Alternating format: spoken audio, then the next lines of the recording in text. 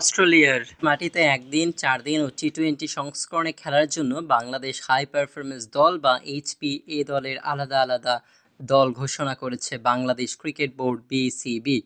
আর এতে 3 ফরম্যাটের জন্য রাখা হয়েছে আলাদা 3 ক্যাপ্টেন। নির্বাচক হান্নান সরকার বিসিবির এক ভিডিও বার্তায় বলছেন, অস্ট্রেলিয়া সফর আমাদের যেকোনো পর্যায়ের দলের জন্য একটা বড় সফর। অনেক দিন ধরে বাংলাদেশ দলের সেখানে খেলার সুযোগ হচ্ছে না, আমাদের অন্য দলগুলোও সুযোগ পাচ্ছিল না।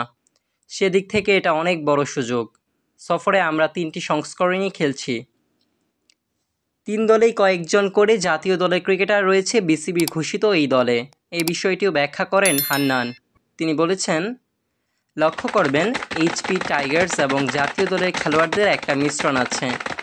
আমরা জানি যে 2027 সালে আমাদের অস্ট্রেলিয়া সফর রয়েছে, সেদিক থেকে আমাদের জন্য বিরাট সুযোগ।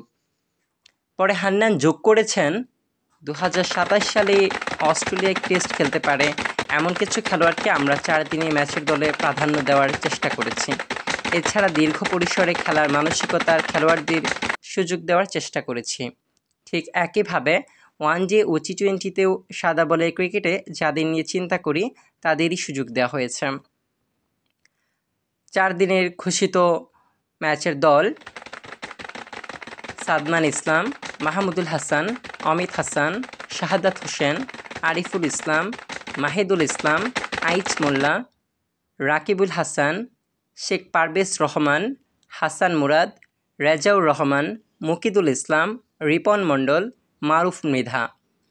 50 ওভারের ম্যাচের দল: তানজিদ হাসান তামিম, জিসান আলম, পারভেজ হোসেন, আফিফ হোসেন, শামীম হোসেন, আরিফুল ইসলাম, আকবর আলী, ওয়াসি সিদ্দিকী, রাকিবুল হাসান, শেখ পারভেজ রহমান, মাহফুজুর রহমান, আবু হায়দার, মুকিদুল ইসলাম, রিপন মণ্ডল, মারুফ মৃধা।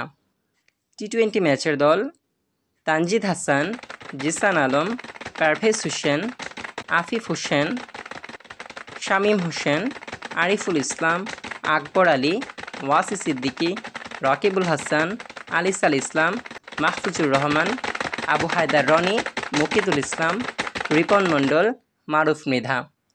এর মধ্যে টি-20 দলে অধিনায়ক করা হয়েছে অনূর্ধ্ব-19 বিশ্বকাপজয়ী দলের অধিনায়ক আকবর আলীকে।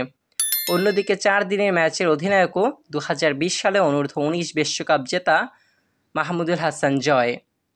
আর একদিনের 50 ওভারি ম্যাচের অধিনায়ক আফিফ হোসেন। এই দলটা কেমন হলো জানাতে পারেন কমেন্টে।